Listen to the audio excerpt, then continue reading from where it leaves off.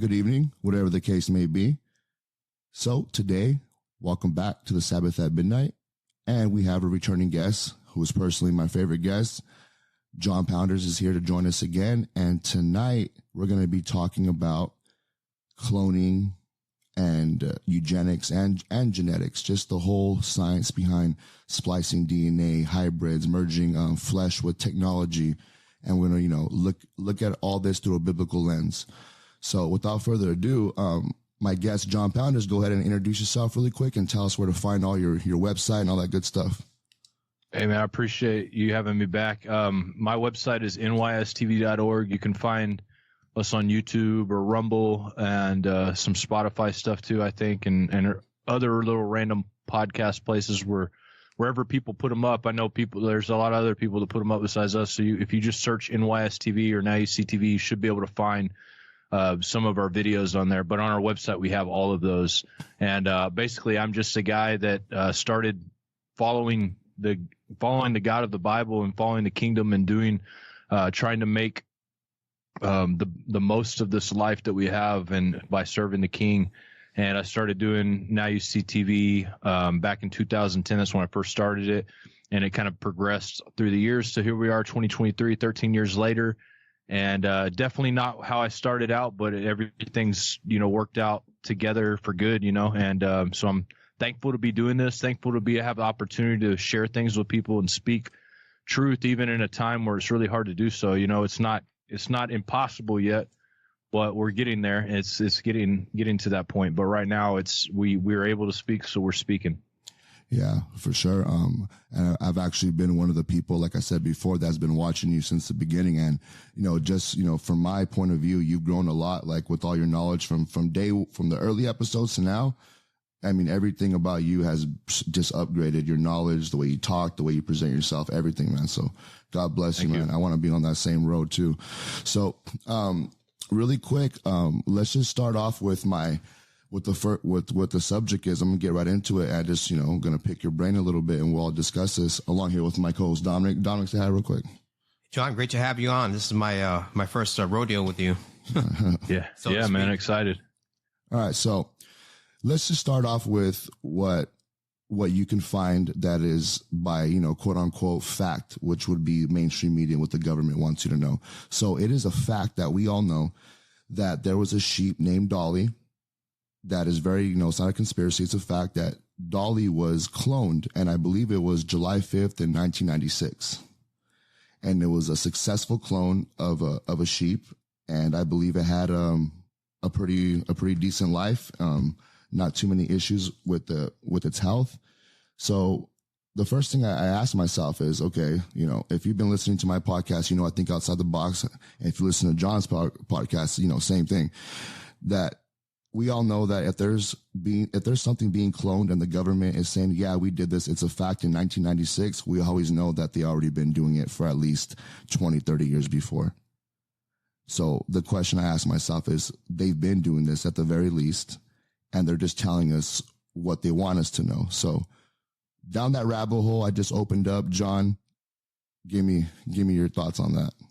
Man, it's an interesting thing, man, because lately, especially with social media, you have so many people coming out and saying that they've seen the clones. Even you have artists and people saying that they're clones, right? I've seen videos. I know I did an episode on cloning about a year or two ago, and in that episode, I popped up many videos of people claiming to either be clones, claiming to have met their clones, and then I also organizations that claim to clone humans, such as Clonaid, and that's one of the human cloning facilities. And I actually watched a documentary about it, about he calls himself the granddaddy of cloning, and he talked about, but he said that they haven't cloned humans, but they clone all kinds of other stuff. So like you said, if they're cloning animals, be sure that there's a lab somewhere in the dark corners of the earth cloning humans as well.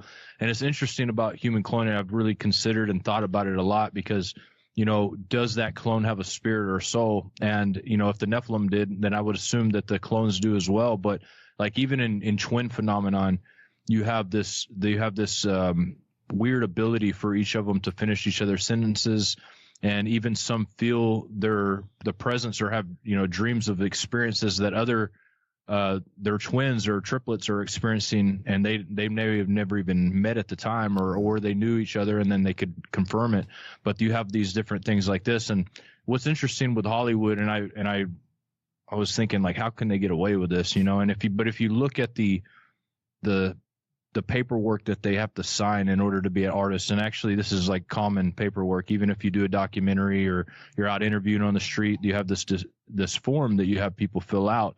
And on the form, it gives them the right to use you in any way they feel free to use your image, and to be able to use your image in any way, shape, or form. So if that could translate into a clone, also being able to use the image as a clone and being able to use them as a working artist or whatever, that would make sense. And now I've never met a clone and seen it in person. I've never seen the facilities that they use to do human cloning. I've definitely heard much testimony about it from different people who claim to have either grown up on one of those facilities or been a part of it. I even had an actor reach out to me one time saying that he was a clone, and I have no idea the way to confirm it. I know who the actor was, and I'm not going to say his name, but I confirmed it was him, telling me this. It was really interesting. So I don't know exactly what to make of it all. I know that obviously genetic manipulation, trying to split the soul, trying to capture the soul is a huge operation for the demonic powers. That's what they want to do, because if they can change the DNA, not only do they keep people from being human, keeping people from being human, the implications of that, if you're not a human, are you allowed to be washed in the blood of the Lamb if you're not a human? Is that only for humans that it happens? Do the Nephilim get that chance too? And for those that are listening that don't know what the Nephilim are in the Bible, it mentions them in Genesis 6, and they're translated as giants in most texts. But the word Nephilim means like a fallen one, a fallen creature of sorts. And it talks about in Genesis 6, it says the sons of God came to the daughters of men, and they bare children with them. The same became the mighty men of old, men of renown. And then it says there were giants, Nephilim, in the earth in those days, and also after that, when that happened. And so this is the story that we're given as the genesis of our world. In the book of Enoch, it says that these entities, after they died, in their fleshly bodies, they became demonic spirits, and they worked against humanity ever since. And so there's not only a demonic presence working against humanity, there's a fallen presence working against humanity. Depending, in the time we're at, we can see that. And so genetic manipulation, cloning, all of these ways would be great ways for them to be able to control this stuff. Cloning is a really interesting one to me. This is one of those things that if this is the case, it's hard to know how long it's been going on. You said maybe 20 years, but this could have been like some of the secrets of the fallen ones, be able to clone themselves, to put themselves back into that body, to continue to live out their reign. And you see these pictures of these like Eddie Murphy back in 40, back in the, I don't even know what year it is, but you see this picture of a guy that looks just like him. You see the same with almost all of these well-known actors. And a lot of these actors have, a lot of the people who are exposing the cloning facilities and stuff have implicated some of these actors into being clones and having clones. And some of them have contracts, according to some of them, they have contracts with music, and one of the clones might have contracts with acting. Yeah. And that's how they're able to get around all the world and do all these different things in so much time. But it wouldn't surprise me. Nothing surprised me. People are like, well, would you really want to take care of that many clones and have them all doing that? But if they're making multiple millions of dollars a year as actors and musicians, then why wouldn't you? If you can control them easier, if they don't have rights, there's no really Bill of Rights written for clones that I know of. Really quick, Dom, I'll let you go after, but really quick, John, you ever heard of this guy named Donald Marshall? I have heard of Donald Marshall. He's the guy that claims to be from the cloning facility. Yeah, you just reminded me of that. So really quick, that people that don't know who that is, Donald Marshall, I believe he claims to be a clone of John Cusack, I believe. And he basically said that there's this whole conspiracy going on where all the celebrities have a clone, and when they go to sleep at night, their soul gets transferred into the other body. I think, if I'm correct, that he said. And there's like some kind of arena, and they battle to the death. right? Wow. Something like that, right? I've heard him say stuff like that. Yeah, crazy. Yeah, and there is a friend of mine too that I guess knows Donald Marshall, and he has claimed some of the similar things. His name's JD, and he's got some interesting backstory. Like I think his grandfather was a 33rd degree Freemason, and also on the SS of in Germany.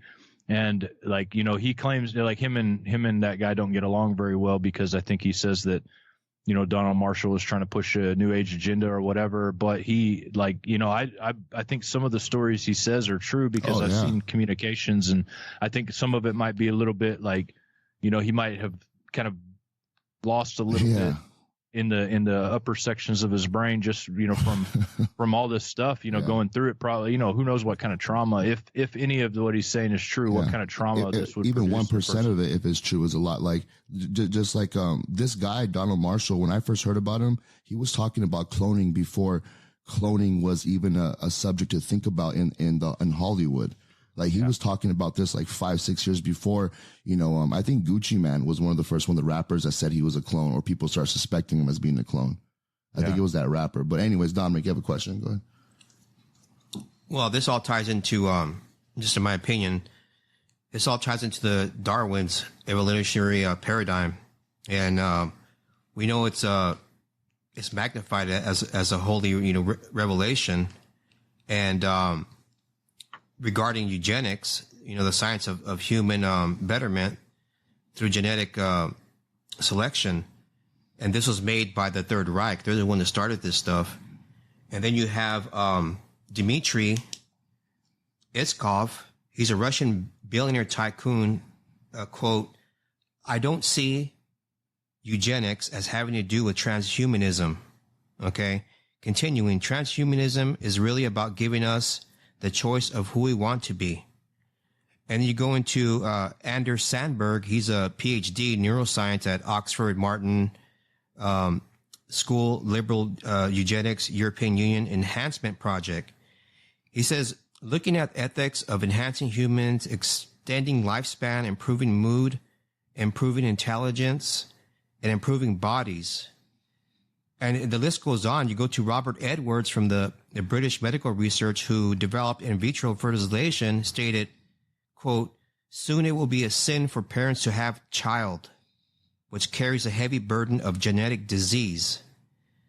And then you get into DARPA, advanced military applications, robotic assault vehicles, national security, artificial intelligence. This includes smartphones, autonomous self-driving cars. Then you have like Alexa, Siri. We're going to start shutting our cars off soon. Oh, yeah. And then there's an article on the 2017 National Geographic. It says, quote, "Cyborgs are no longer future fantasies. Cloning, biohacking, genome editing, and designer babies, that's a real thing." Well, they're already doing it now. You can do it at home with the CRISPR-9 kit. You can buy this little kit online. I think it's like $800. It's like cheaper than HGH. Yeah. It's crazy. Yeah, and this is a really interesting one right here. Peter Diamond's, I guess that's the way you pronounce his name. He made a write-up for the GF 2045, which stands for the Global Future 2045. He says, quote, we humans have begun to incorporate technology inside ourselves. Humans becoming information tech. Mankind has suddenly started changing from a loose 7 billion individuals to perpetually morphing non-physical social tissue, densely interconnected array of mobile person nodes. And this process, humanity is becoming a new organism, meta-intelligence as a species. A new organism becoming conscious at an unprecedented level, a new cosmic scale. Humanity is going through a metamorphosis of becoming this new meta-intelligence organism. Evolution by natural selection, Darwinism to evolution direction. So there's, and here's another one I'll read. The 2017 X Prize, which is a technological advancements for humanity, allied with the United Nations International Telecommunications Union, promote AI as revolutionary means for healthcare, education, poverty, and alleviation and human rights. So that's a lot. Yeah, that was a lot.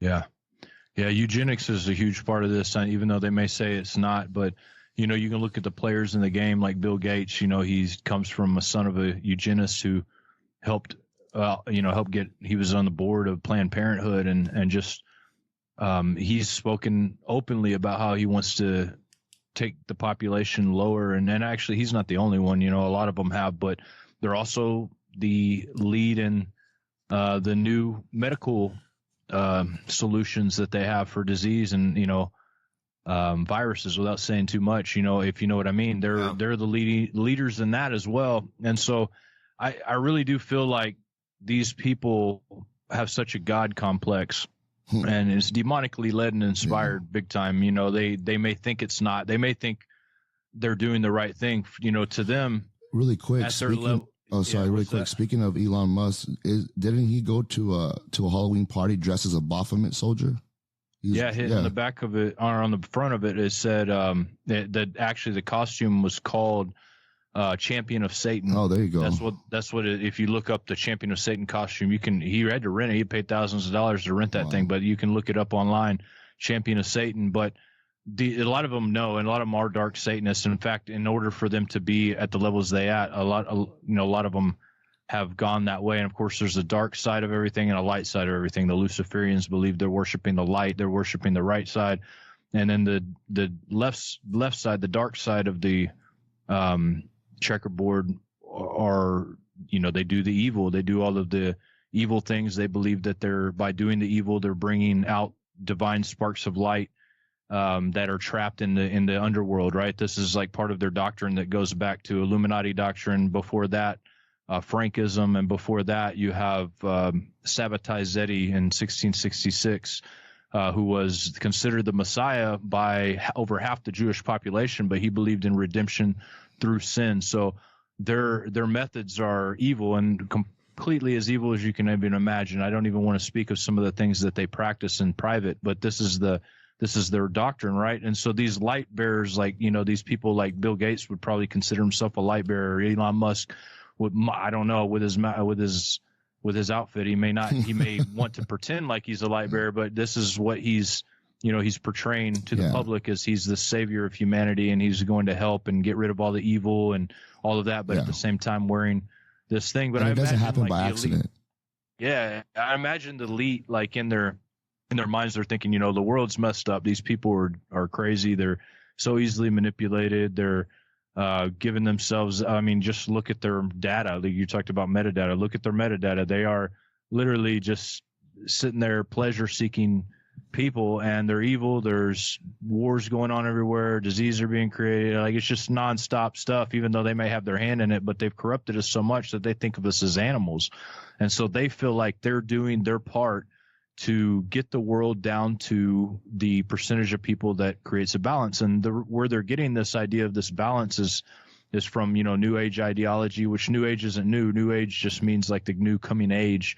But they believe that this is part of their manifest destiny, right? To lead them into the New Age, to be able to rule that New Age and be able to become part of this new system. And it goes back to like Alice Bailey and some of her writings, and Theosophy, and if you just look back at like almost all the world leaders of the world believed in this ideology, and even some of the ones we have now, like the General Flynn and his ideology, pure New Age ideology. He's in the churches making people take this weird oath that they're supposed to take. I don't know if you've seen it. There's like an acronym, and it's like one goes, we all go, and you could see like on a lot of Q people have this.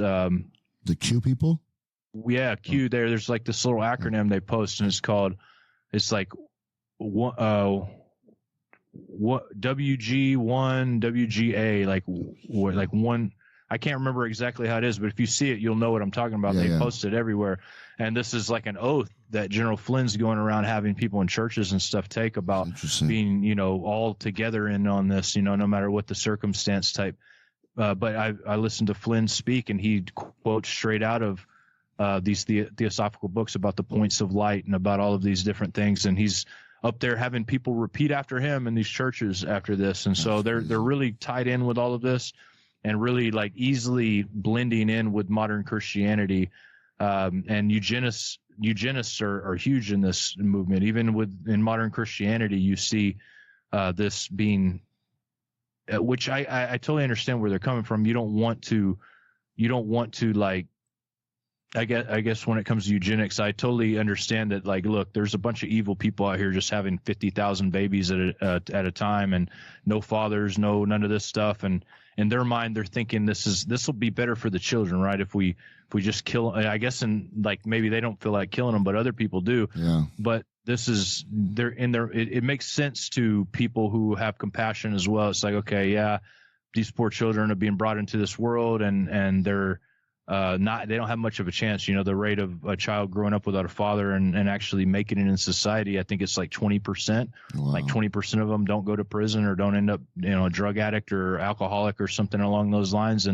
But this is not our choice, obviously. This is something God allowed to happen. He allowed the children to be born, and so he's going to call them into himself. So I don't think it's our place to purposely make eugenics happen or make evolution go a certain way. But this is definitely, they felt like this is their call. This is their religion, the technocracy, the eugenics, the evolution of mankind, forced evolution of mankind. And it's not just in the New Agers and not just in the elitists, but also the Mormon church is huge in the Mormon church. And if you see the light side, the Mormons have a huge part in that. Like this movie, Sound of Freedom, for instance. Oh yeah. Sound of Freedom was a Mormon production. Really? What? Yeah, definitely. Yeah, Mormon production. That movie was decent. It was a decent movie. Dang. Yeah, I mean, it's a good movie, but when you look at who actually backed it, you see that there was a really quick. I think I saw an article where one of the funders got arrested for kidnapping some kid.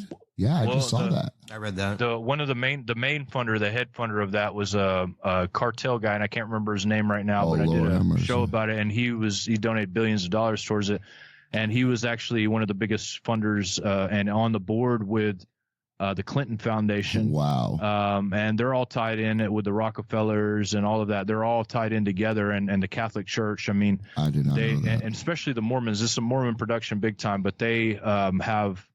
And of course, they're going to play the Angel of Light. Of course, it's a good movie. Yeah. Everybody knows that stuff's going on. Of course, in the movie, they didn't tell us any names and any of the descriptions. I mean, who doesn't know that this is going on at a mass rate? What do you think of Caviezel? What do you think about him? Do you think he's I think he's a genuine guy, that he genuinely wants to help people. But like when I see his symbolism, he has a Knights of Lorraine. Yeah, I was about to say that necklace on. Yeah. That's clear. That to me, that's a clear.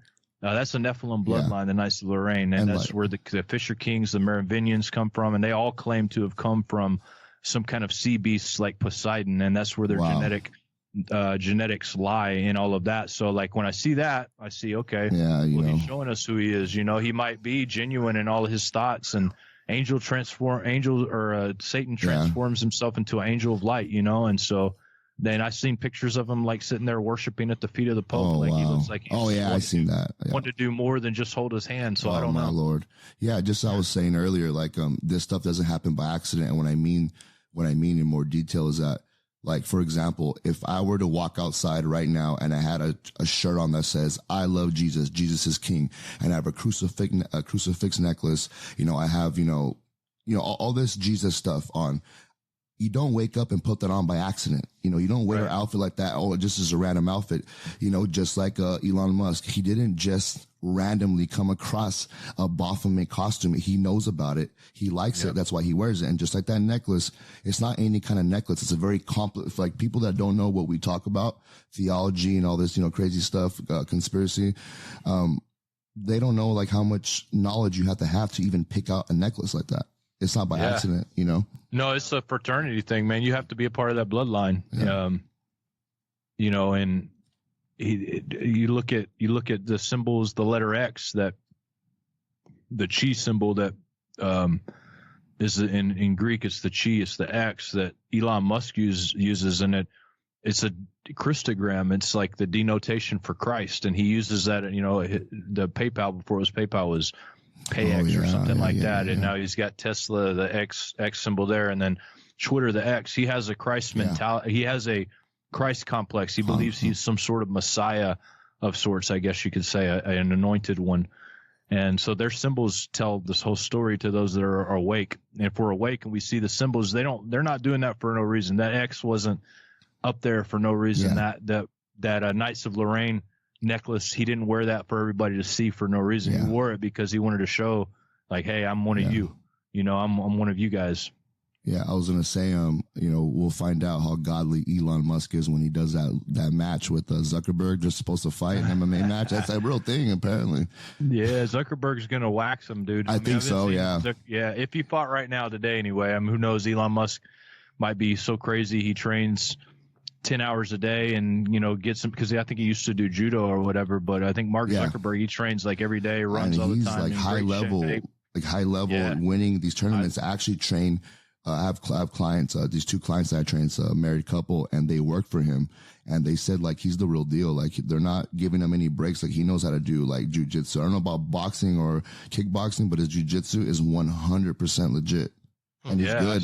I've seen him grapple. He knows what he's not playing around. He actually, like, I would say, like, he's a decent grappler. I would say blue, purple belt level, it looks like, by watching him. Yeah, he's moving around like a little beast. But, anyways.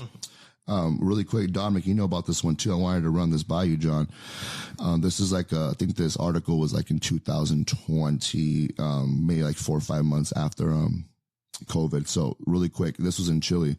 Chile has passed an employment law to protect against discrimination of mutants and genetically modified humans. The bill, titled Prohibits Labor Discrimination Against Mutations or Alterations of the Genetic Material or Genetic Testing, was passed by the National Congress of Chile last February. So never mind, it was in 2021. This is from 2021.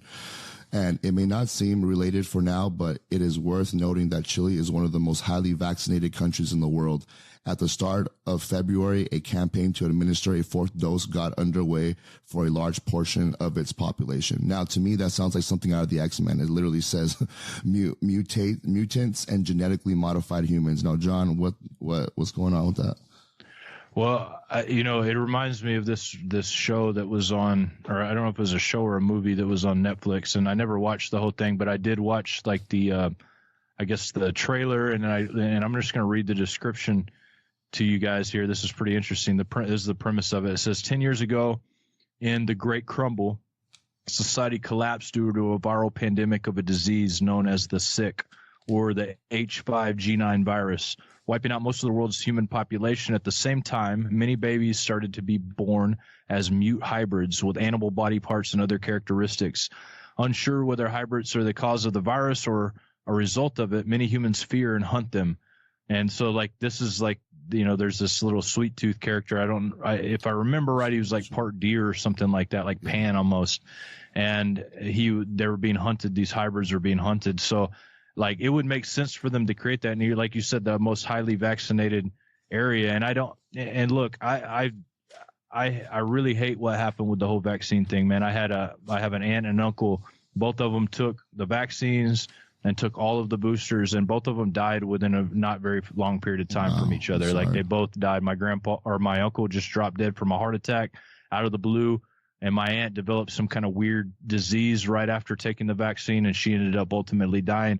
A lot of people that I know that were athletes before this now have heart problems. I mean, it really screwed people over, but we don't even know the effects that it's going to have on the children of these people yet. Like, where's this going to go? Because they keep on creating new ones. As you can see, the propaganda is up again for masks and vaccines. In Atlanta, mask. Yeah. But I just watched, John Hall sent me, which is one of the guys I have on one of the shows I have. He sent me a link where Joe Biden was taking the vaccine, right, again, to kind of get it pumped up. And so they keep on putting these mRNA vaccines. I mean, that could be one of those test cities too, man. And you said it's in Chile? Yeah. And Chile's interesting too, because that's where a lot of the former SS officers and scientists actually went to hide out. Yep. That's crazy. Really quick. Go ahead. You have something to say? I was going to read from let's see here, Albert Rosenfeld. Goes back to 1965. He was the Life magazine's science editor. And, quote, he says, "Will man direct his own evolution?" Later in life, Rosenfeld stated in part, would you like education by injection, a larger brain, more efficient, a cure for old age, parentless babies, choose body size and color, and so forth, reviewing the potential to tinker with DNA coding to create a new man? Rosenfield asked, who is it that will appoint to play God for us? A few years later, he wrote a book, The Second Genesis, exploring transhumanism and the subjects alike. Then you go to John G. Burke. He's a historian, educator. He wrote, quote, as tempo of change intensifies, one finds it increasingly difficult to maintain traditional modes of life and patterns of thought. Change itself, it appears, is sought as a way of life.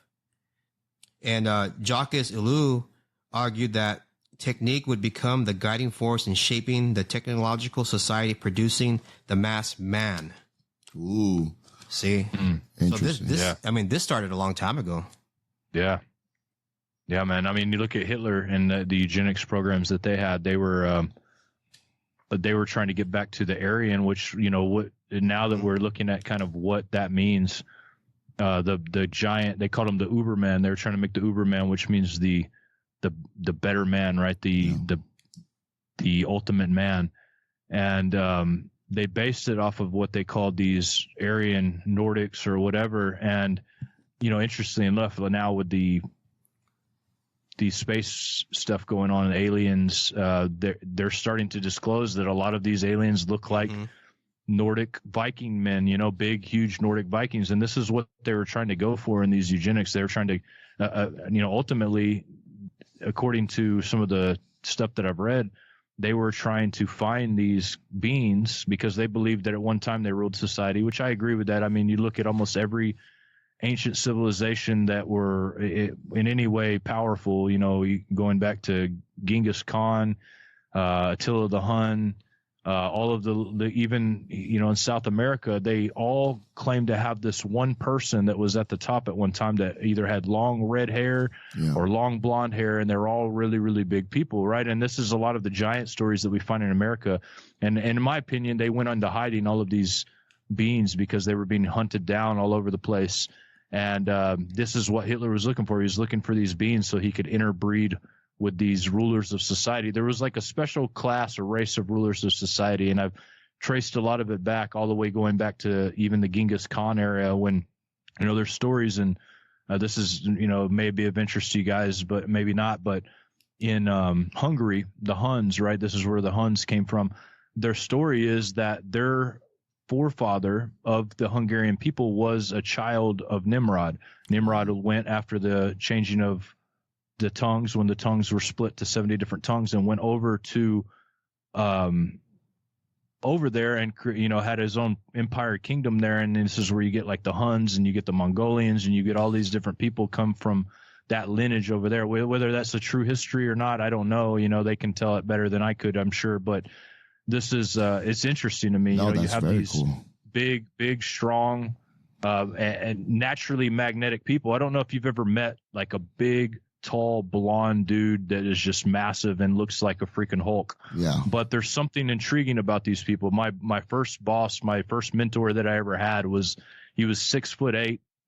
He was 300 and some odd pounds, solid muscle, one of the strongest people I've ever met, bench press 600 some plus pounds, just had this magnetism about him, just big, giant. You could, even if you wanted to hurt him, you good luck. You know what I'm saying? Like, I don't care how good a fighter you are, good luck hurting this guy. His hands, his fingers are like this much longer than mine. Yeah. But everybody wanted to know him. Everybody wanted to be around him. Everybody wanted to follow him because he seemed like he had the answers, and it was interesting. But there's like this magnetic thing about these people for some reason or another. And I'm not sure if that's like downloaded into our DNA because of our, ancestor past or whatever, but it's really, really interesting that that's what they want to get back to, like this Aryan race. I don't know if you guys have listened to or heard anything about the 7 root races or studied that at all. Have you guys studied that? A little bit.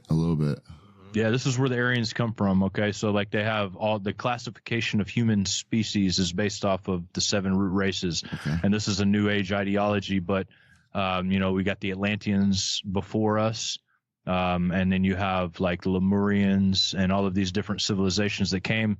And out of all the root races, I think Aryans were the 4th root race.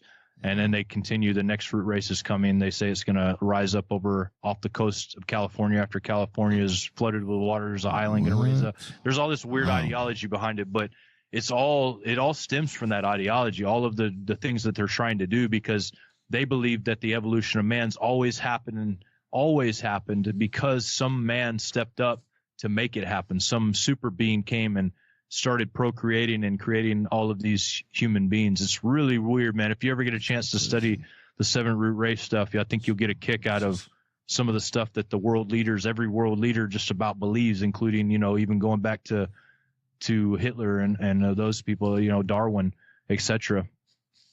Yeah, that's good stuff.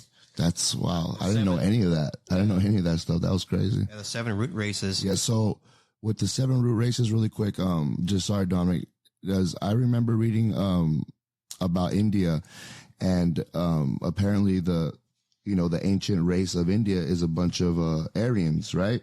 Yeah. So, and they technically say that India is the oldest civilization. That's what they say. So would that mean, like, I'm not trying to get into all this stuff, but I'm just trying to go against the mainstream media grain, which would be they always say that we all come from Africa and we're all originally a color, we're all originally African, right? We all come from Africa. Right. But then you have this other side where they say, the oldest civilization is the Aryan race. So, and it's hard to talk about this without people pointing you out as like you're racist. It has nothing to do with that. I'm just curious. I'm honestly curious too about it all, because I've seen both sides of it, and I think that there's always been a dominating race out there, whether or not they are Israel, whether or not they are some kind of Viking or evil being. I have no idea. Of course, we only hear stories about who they are. But you mentioned India. India, they actually, their Vedic text is where their Hinduism and all that stems come from. The Vedic text is an Aryan compilation of texts. I believe is truly written by either a fallen angel or somebody who knew the mysteries better than any Freemason that ever existed. If you read the Vedic text, you'll see what I'm talking about. But Operman, for instance, the one who invented the atomic weapon, supposedly, he quoted from the Bhagavad Gita, which is where he claimed to get all of his information through tantric yoga and all kinds of different yoga to receive technology information from these beings. But he would carry around a copy of the Vedic text and give them out. And he was quoted as saying by his brother, said that he quoted saying that the Vedic text was the greatest gift to mankind. But when he quoted the Bhagavad Gita, he said, "I become death, the destroyer of worlds." And this is straight out of the Bhagavad Gita. This is in a scripture that talks about an atomic weapon. If you read it, it talks about this mushroom cloud. It would look like a bunch of parachutes coming, and it destroyed an entire race of Vrishnis. And they were dead before they could even turn around to hit the ground. And they were just dead and vaporized, basically, and turned into these pillars. And so it speaks of an atomic weapon. He invented the atomic weapon and quoted the Bhagavad Gita, where this comes from. So there's a lot of people that get their information straight out of these Vedic texts. Now, if you look at Buddha, the first representation of Buddha, he's blue eyes. He's got blue eyes and red hair, which is not the representation that you see now. But all of the old depictions of Buddha, blue eyes, he looks similar. A lot of people, I mean, it's really interesting. But like, I'm not saying that, like, and then look, in India alone, you have racism that exists in India between southern Indians and northern, I think it's southern, northern, or eastern, western, but they have the darker skinned Indians and the lighter skinned Indians. And the lighter skinned Indians are racist against the darker skinned Indians because they don't believe that they actually made it to the next level of Aryanism. They're still stuck in the old Atlantean Atlantean bodies, and so they don't think of them as much. And they think actually by killing them, they might be actually doing them a service so that they can transform into the new race, because what they believe is reincarnation. So like after, let's say, for instance, let's say you're Aryan, and the next thing that happens is, I can't remember what the next race is called, but if you're not that race, like let's say the next root race is blue, let's say everybody gets genetically modified to be blue people, and me and you, we're not blue, we're not blue. So we are no good anymore. We haven't reincarnated yet to the blue people. So we might as well die. There's no point in trying to help those characters. And so as you can see, this is where a lot of eugenics and a lot of racism comes from, this ideology. But like, ultimately, this is how they declare the species. Like the Negroid, for instance, is a root race, is a subcategory of a root race, and that's why they call Negroids based off of this ideology, which is crazy to me. You know, this is crazy. We're basing what race we are off of some new age ideology based off 7 root races, stuff that nobody can prove. It's wild to me. No, yeah, go ahead. I agree. There's have you heard of a new church for AI? Oh yeah. Yeah. I was looking at that just now as you were speaking, and that's really amazing. Well, it's not amazing, but what it says here, I'll read this from the book, The Milieu by Tom Horn, and it says. AI computers, robots, and androids will become superior to mankind. And it speaks on Musk. Musk warned that when machines can outthink humanity, this could be the end of humanity. And what seems like an effort to stay on the good side of their new god, Lewandowski has created what Wired called the first church of artificial intelligence. Quote, the new religion of artificial intelligence is called the way of the future. Mark Harris wrote in Wired, quote, papers filed with the IRS in May of 2017 named Lewandowski as the leader or dean of the new religion, as well as CEO of the nonprofit corporation formed to run it. The documents state that the WOTF's activities will focus on the realization, acceptance, and worship of a godhead based on AI. Developed through computer hardware and software.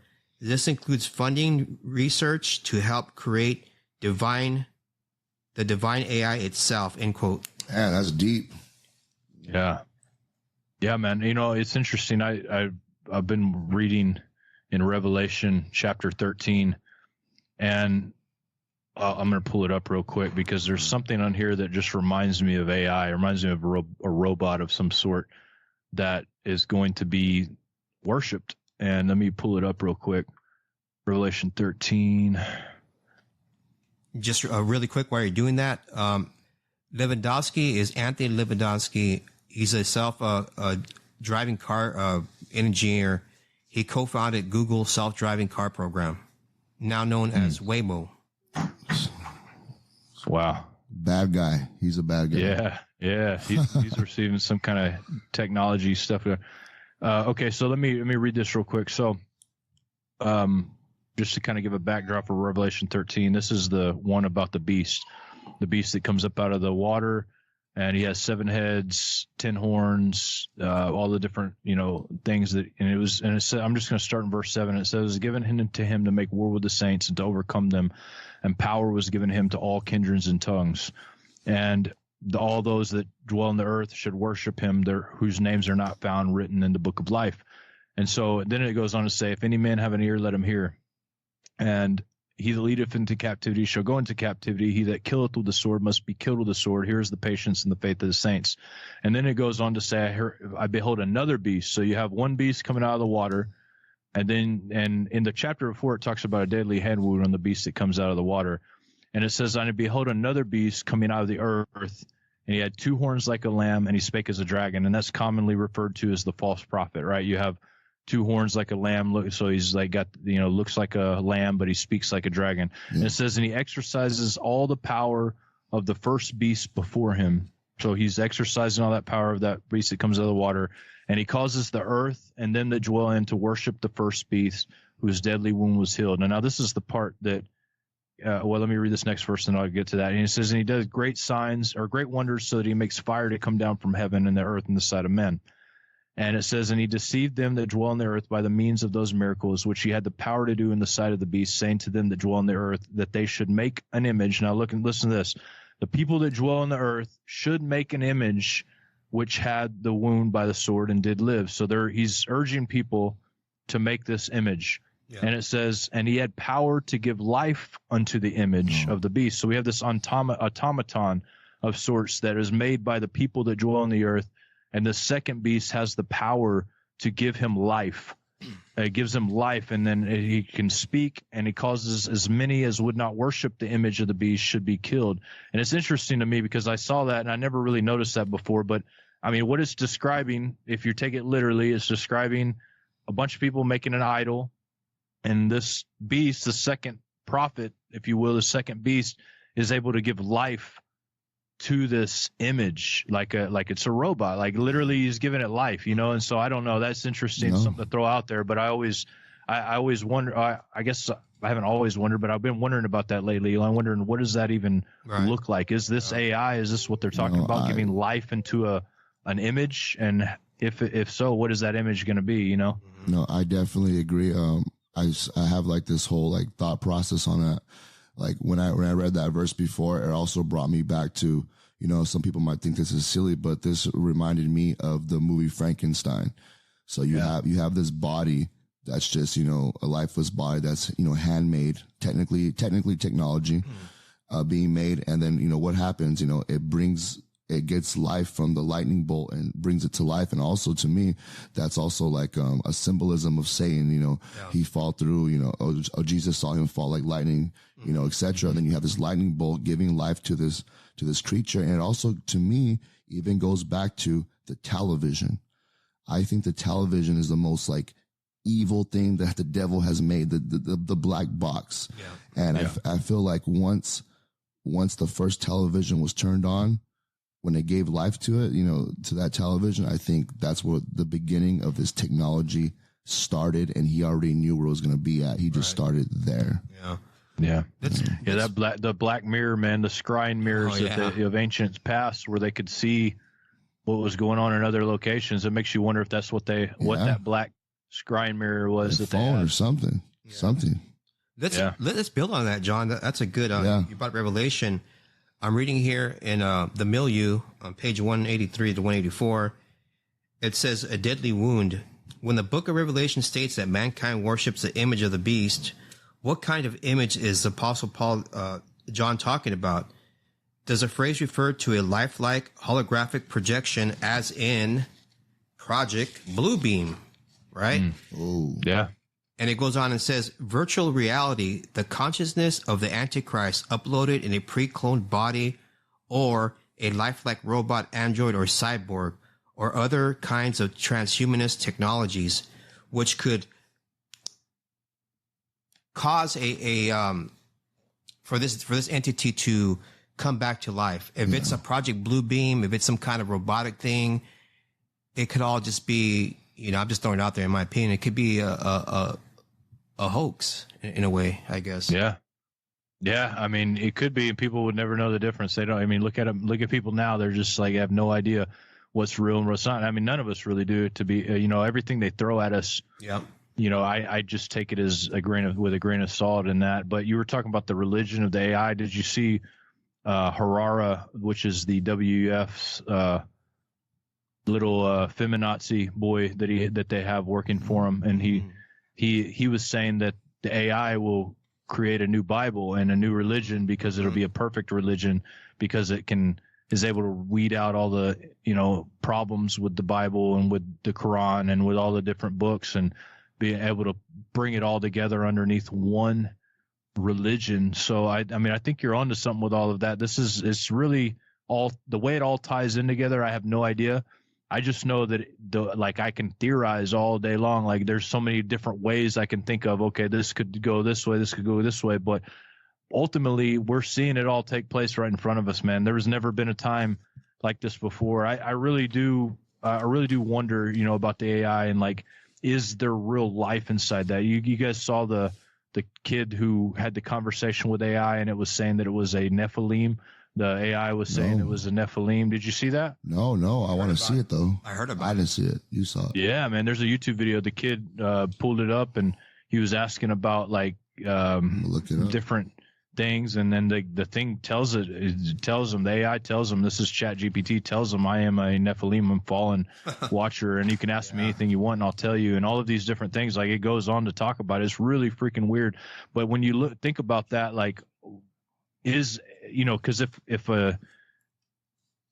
if a demon can inhabit a Ouija board or inhabit, something as simple as a doll or whatever, or a dog or whatever, why couldn't it inhabit AI? Why couldn't there be a consciousness within that? I mean, we don't even know what all the technology does. I listen to people talk about quantum computers that are scientists who create these quantum computers, and they can't even give you a logical explanation as to how it works or why it works. Wow. Right? They know how to make it, but to try to understand how it works based on their interpretation, they don't even understand it. It's really interesting to me. No, yeah, I was about to say, with this whole thing with technology, I always had this theory, or, I just think out the box so much that sometimes I drive myself crazy. But when I think about the internet, for example, 5G, there's going to be a 6G one day and a 7G, whatever. But I don't know the exact number. I have to look it up, but there's like the speed that the internet travels at 5G is like lightning fast, right? It's so fast that, you obviously can't see it. It's not there. You can't see it. You can't feel it, but it's there traveling.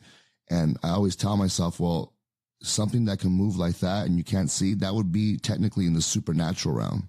Mm-hmm. So if the internet is moving in the supernatural speed and can't be seen, like you said, I think there's also entities in the supernatural realm taking advantage of this, whatever that's going on behind the veil.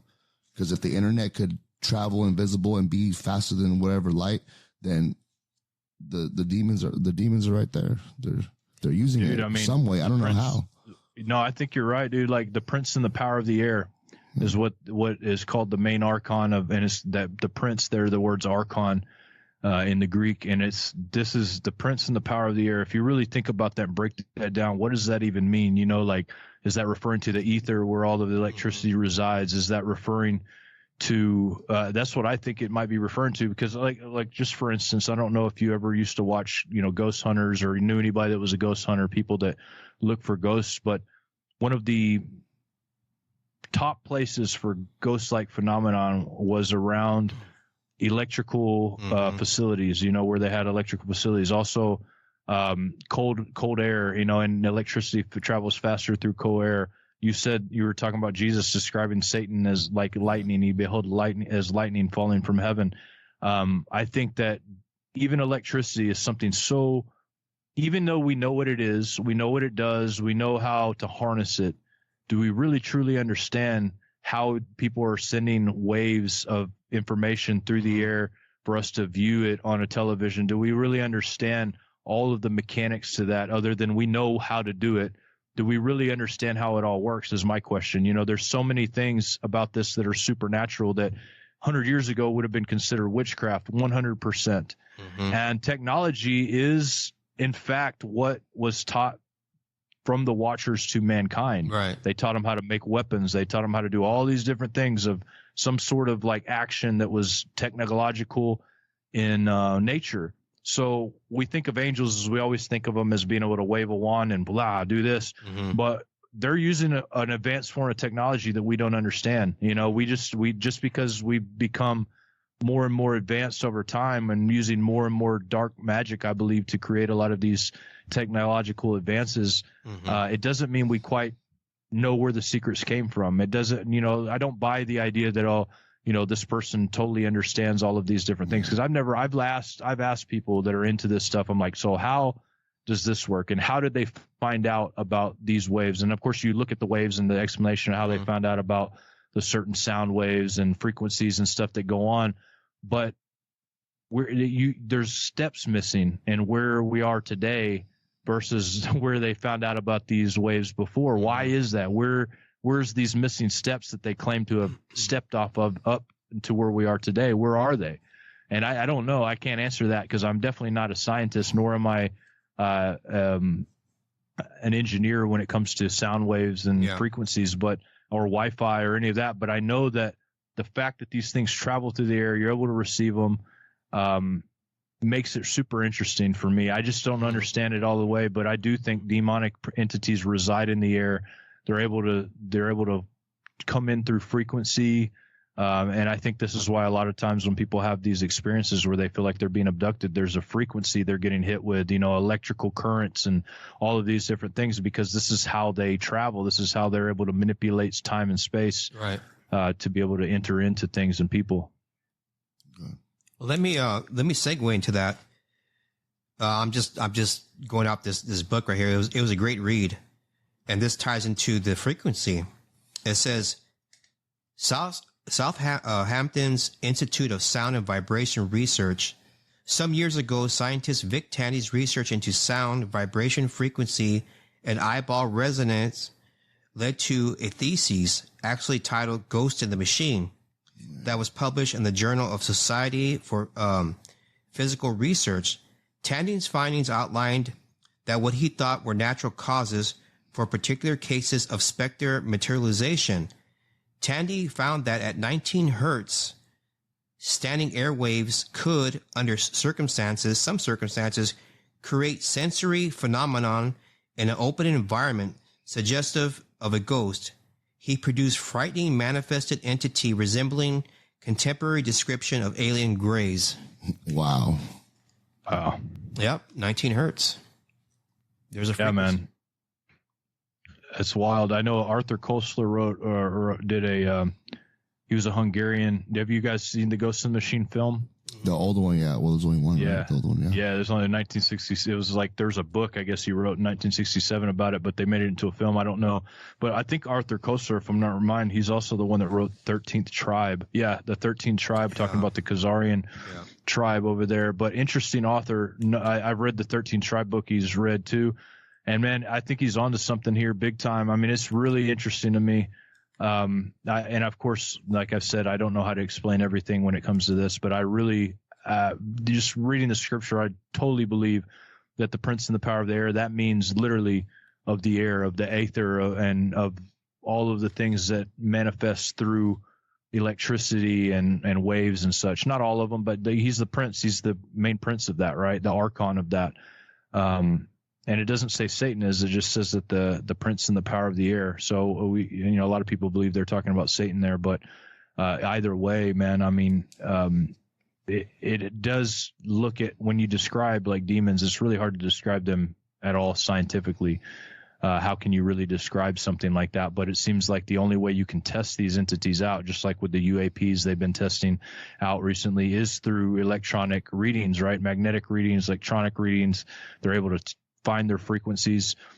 If that's the case, then these things have to either be operating within these frequencies or emitting these frequencies in some way, shape, or form, because every one of these phenomenon, if you go ghost hunting, which I don't suggest by any means, but they use these tri-band readers that read different forms of energy, electromagnetic and, just all of these. There's 3 different ones. I can't remember all the ones, but there's clearly something that happens electromagnetically when they're in the presence of something supernatural. Mm-hmm.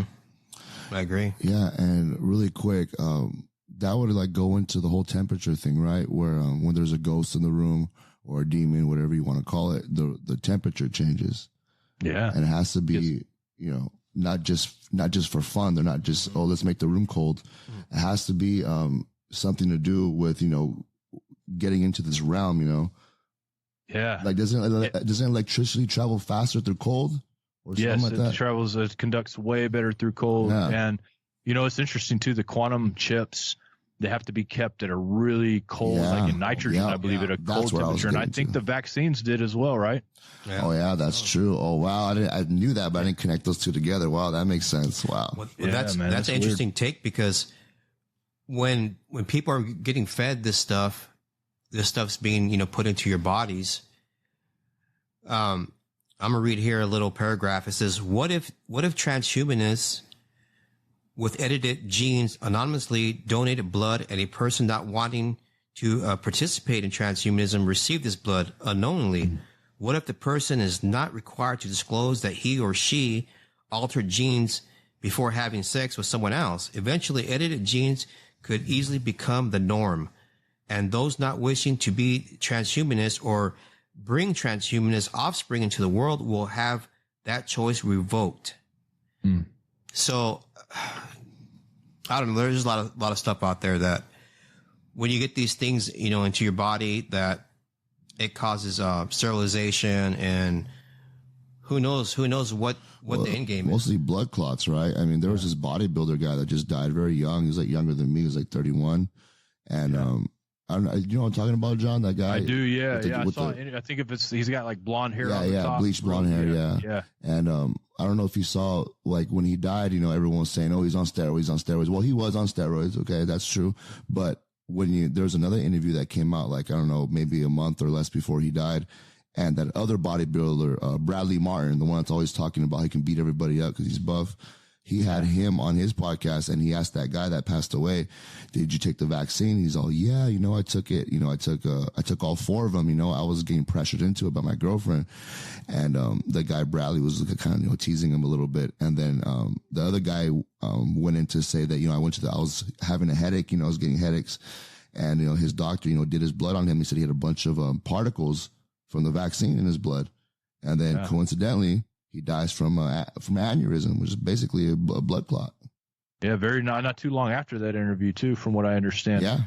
Yeah, I saw that interview, man. It's striking, man. Like I said, my aunt and uncle, both of them were pretty healthy prior to that. Both of them, a lot of people that I know that took the vaccine struggle with health problems. Not everybody, but a lot of people. And I was watching one doctor too. He was describing. He's like, some people were gonna die, depending on where they injected the shot on is how fast it'll take to killing people. He's like, but some people, they just had people given shots. He's like, if you get it in your bloodstream, it's got this thing inside the vaccine that literally breaks your blood cells down and could kill you within 7 days, and this is a lot of people. That's exactly what happened to them. They just placed the vaccine in the wrong part. They've got random people giving vaccines. You can go to the pharmacy, get a vaccine. You can probably go to the pizza shack and get a vaccine. These little vaccine places all over the place at the time, just giving people these shots, like wherever they felt necessary to give it, And so some people got lucky and they didn't get it right in the vein maybe, but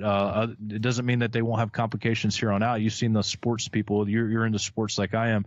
You see them dropping dead all over the place. All the time. Heart attacks, a lot of heart attacks. A lot of heart attacks, a lot of brain aneurysms. And, with that being said, I just, like you said, they're bringing it all back in Atlanta. You have to wear, in Georgia somewhere, you have to wear the masks again. And they're bringing it back in, of course, all the liberal states. I wonder how long before us in California get hit with that. Oh, Lord have mercy. It can drive me crazy. Oh, man. You got to get out of California. I know. Got to save up. Where's a good place to go? I mean, it's got to. I don't know, man. I really don't know. I like where I live, but and that's just based off of like, I first off, this is where God has me right now. But second off, I've researched kind of where the FEMA camps lie, where the different FEMA organizations are, what their scenario based data is, and where we live, basically kind of in between there's Evansville to the west of Evansville, Indiana, and to the east of Louisville. Are where the main zones are. We're at here in this zone. There's like nobody, there's no response team. We're basically on our own when crap hits the fan. We are on our own in this area. And that's one of the reasons I enjoy the area that I'm at. There's other places like that too. You just kind of have to look and see what your response team is. Thankfully, I've got a guy that works here, and he's worked for several different government organizations here, and he's a government employee, and he's found out like basically how everything operates within this area. And he's like, honestly, we're in a really good area because depending on how you look at it, if you want to be left alone, some people won't want to be left alone. They'll want everything, they'll want handouts and everything they can get from the government, because the people will be starving to death. But, depending on otherwise, it's, one of the things that is positive about this area. There's other places like that in Arkansas, I believe, too, in the Ozarks, and spots where FEMA's it doesn't have a strong organization or organizational plan for those areas. And doesn't mean something won't happen, but I don't know. California has some really good people in it, really beautiful areas. I love it. I love to visit it. When I visited, seeing the areas that I saw, it was just amazing. And of course, you go into the big cities where these corrupt mafia bosses are running the cities, and it's just so horrible.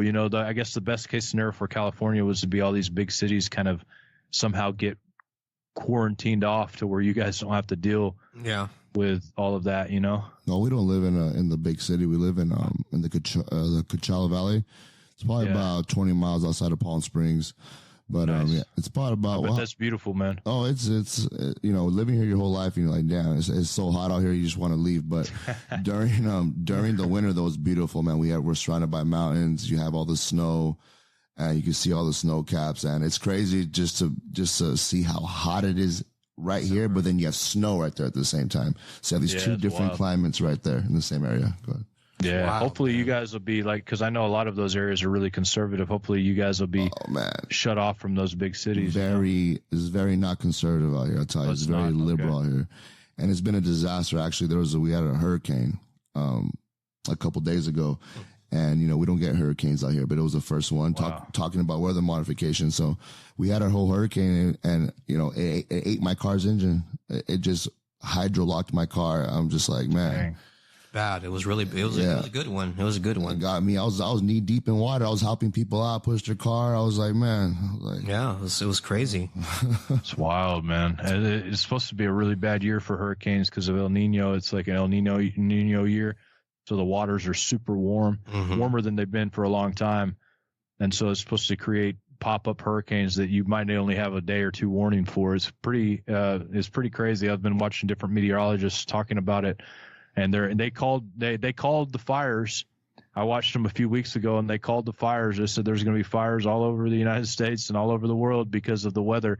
Because basically what's going on is there's storms going on way up in the atmosphere, but the water's not reaching the ground. But there's heat lightning and stuff, and it's striking and causing this dry areas to just kind of burst up in flames. And they called it about a month or two ago. I was like, man, like now it's happening. You see Maui. If you look at the fire map, there's a map of fire that's going on in the entire world.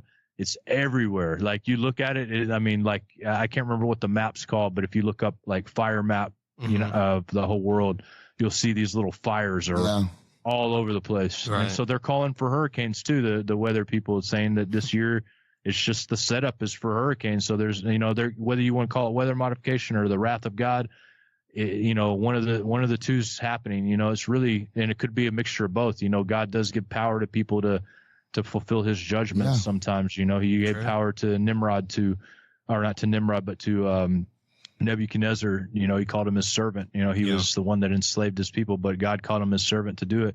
So, weather modification, whatever, like the judgment of God is something that people may think that is just there's evil people doing it, but it literally could be, in fact, the judgment of God.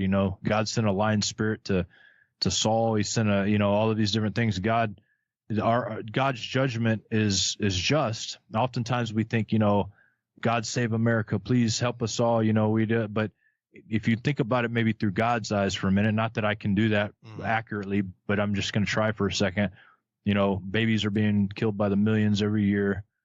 Homosexuality is increased to a magnitude that would make some people in Rome or Greece maybe blush. It's getting there. You've got children being chemically castrated. You've got the whole world is consumed with technology and consumed with pleasures. And really, if we're just being honest, like there's very few people that really care about being righteous or care about serving God. So, from God's eyes, it doesn't look like something worth saving sometimes. I guess why I'm always like, when people say God save America, I'm like, maybe God doesn't want to save America. Right. Maybe America is something that God wants to put off the map right now. Yep.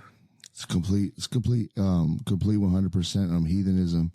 It's very, very demonic, and there's a lot of places that I go to now that are just completely changed in the worst way. The places I used to grow up at, it's filled with a bunch of, I'm not trying to be mean, but just a bunch of weirdos, man. There's one thing, the bums 20 years ago are different from the bums now, the bums now will curse you out if you don't want to give them what they want, or they'll follow you to your car and creep you out. I mean, at least not me, but I see them do it to other people. And, God forbid they do it to the women, man, but they're just like, there's a lot of violence now. Everyone's really violent. I feel like everybody's on edge. And I don't know if you noticed this out where you're at, John, but I've noticed lately that people are driving so crazy, just in general, just how people drive. There's people driving at night out here with their lights off in the middle of the night, just swerving through traffic. I don't know why, people honking, trying to follow you, tailgating you. accidents all day. Honestly, when I go to work, I feel like when I get home, it's like a miracle I made it home. Like the driving is crazy. It's like, I don't know, man. It's weird. That is wild. Yeah, I've noticed that there's something wrong with people. I know, like, so when I was younger, you know, people did dope, right? There was dope out there. It wasn't as much, but there was dope. People, and when I say dope, I'm talking about meth and such. And when they did meth, it definitely made them crazy while they were on the meth. But I've noticed that, you know, they would come back. If they stopped doing meth, you know, they would come back to a normal human being if they didn't do it for very long periods of time. But I'm noticing now that people that get hooked on meth, they're being admitted to mental hospitals like crazy. There's something else going on with the drug. I mean, we're getting all our stuff from the cartels, the heroin. They got, of course, the heroin's got the, what is it called, mixed in with it that can kill stadium. Just a little drop of it can. Oh, fentanyl? Fentanyl, you know, fentanyl is mixed with everything. And then they've got this stuff that they're mixing with marijuana from the cartels that's causing flesh eating bacteria and all that stuff. So, like, you know, the drugs that we're getting now, which, you know, were originally made by maybe some hillbilly in a trailer or some like chemist that was, you know, hiding out making these drugs. Now we're getting it from an organization like the cartel who wants to kill us and, you know, gives themselves power by doing so, you know. So I don't know, man. I think drugs have a lot to do with it, but I also think demonic energy, man. Like since the vaccine, people have become really interesting, and since the face mask thing too, people were almost desensitized to, or not desensitized is the word I'm looking for. They were almost conditioned to be a loner and not think of other people as human. You know, it was really weird time period to live in, but there was a lot of weird trauma that went through that, especially for children, man. Like I can't imagine being in school as a child and having to be in like almost like a cage and with masks on and all this weird stuff going on. I can't even imagine the trauma that they're going to have to deal with. That was terrible. Terrible. My daughter was going to school. She was tired of wearing a mask. It was just wild out here. I guess it was like that everywhere. Yeah. It was like a dream. You know, it's hard to believe that it happened. I remember when it was going on, I can't believe this is even happening. Like I knew it was something like this was going to happen, but I was surprised at how fast it gripped the hearts of people. I was really surprised. I didn't expect it to be that easy. Yeah, really. There's something I wanted to bring up. The tissue nanotransfication. It's TNT. That's the acronym for it.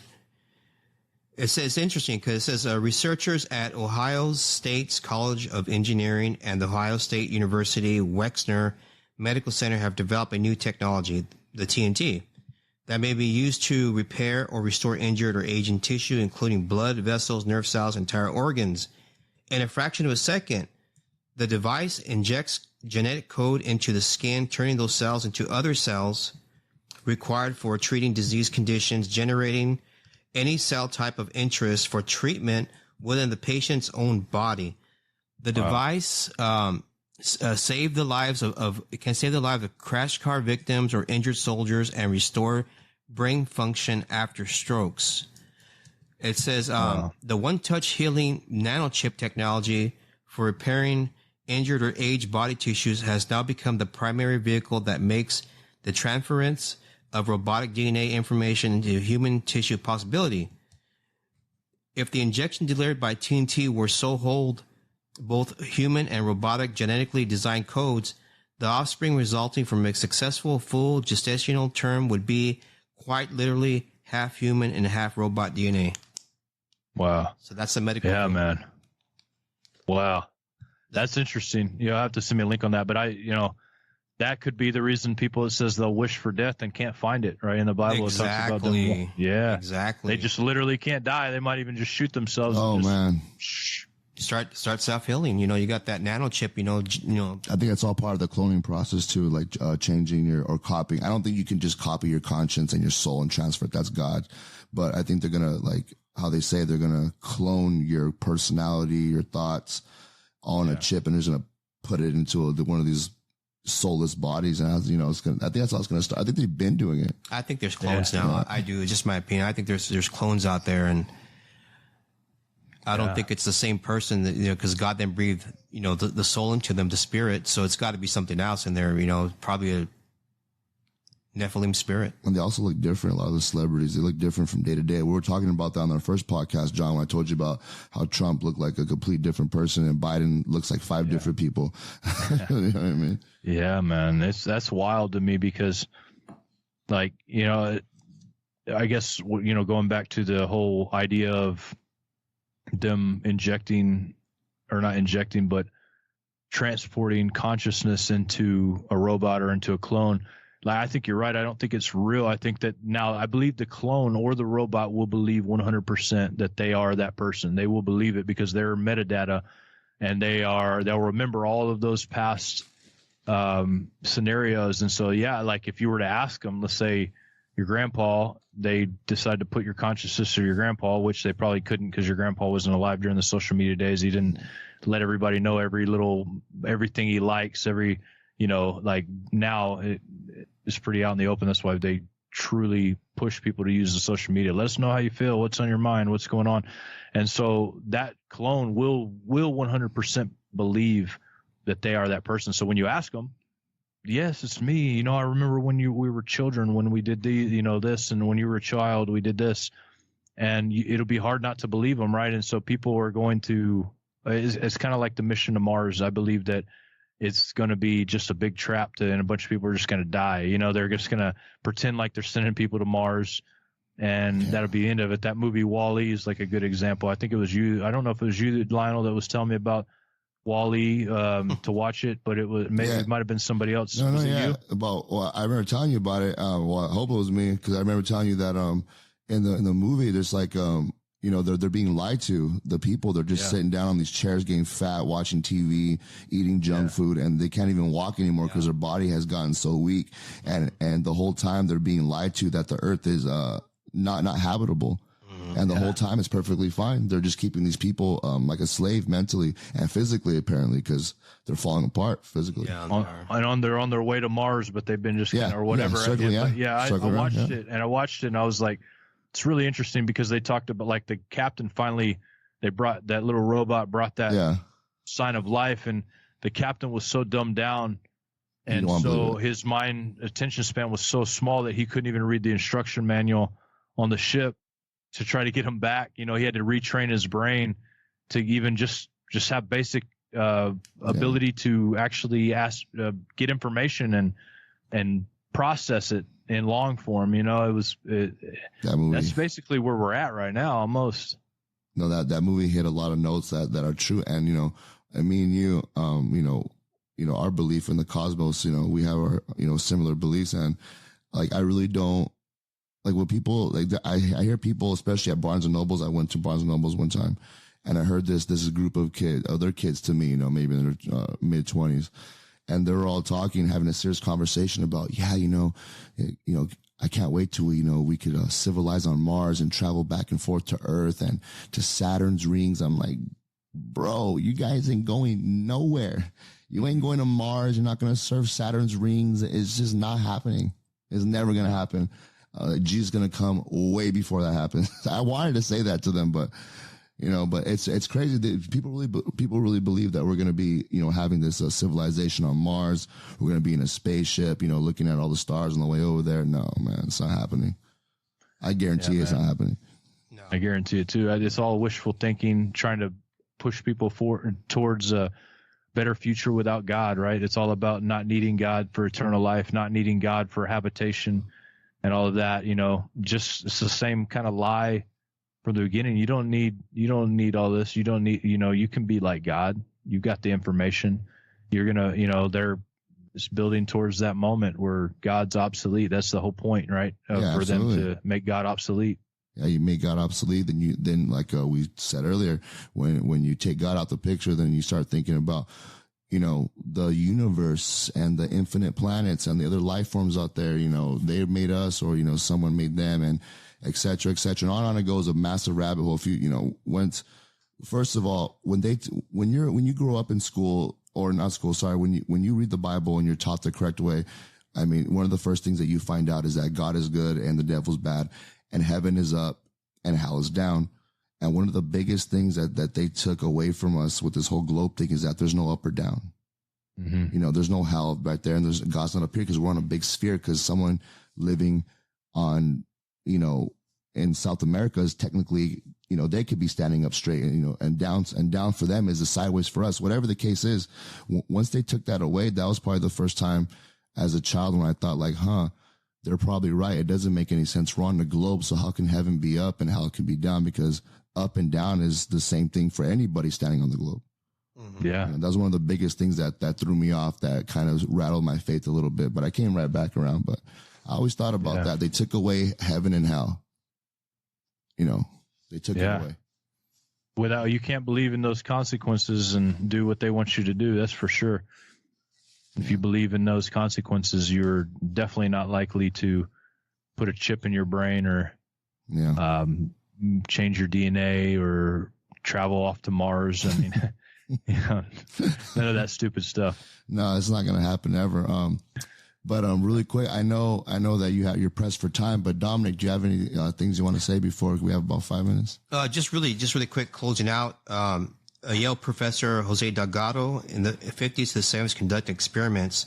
Basically, he was looking to create a psycho-civilized society, saying if we agreed that individual freedom should be, in general, bow to community welfare, then you tie that into a Jesuit priest. Let me go here real quick so you close this out. Pierre, so can you repeat what you said? He said like at the last, because I heard you say the name, but then what did he say? Yeah, Yale professor Jose Delgado in the 50s and 70s conducted experiments to find a tool or technology to create a psycho-civilized society, saying if we agree that individual freedom should be, in general, bow to community welfare. So he's saying it's not to be individualized, but to be a community, a hive, basically. Oh, hive mind. That's the Satanism right there. And you tie that into, I think I lost it. To Pierre, he's a Jesuit priest. So I can find it. It's right here. It says, Pierre Teilhard de Cardon, he's a Jesuit priest and mystical philosopher, trained paleontologist and geologist. He talks about the new Genesis, N-O-O Genesis, the fourth stage of evolution in which reflective thought, the noosphere, N-O-O-S-P-H-E-R-E, enters the world along with human beings.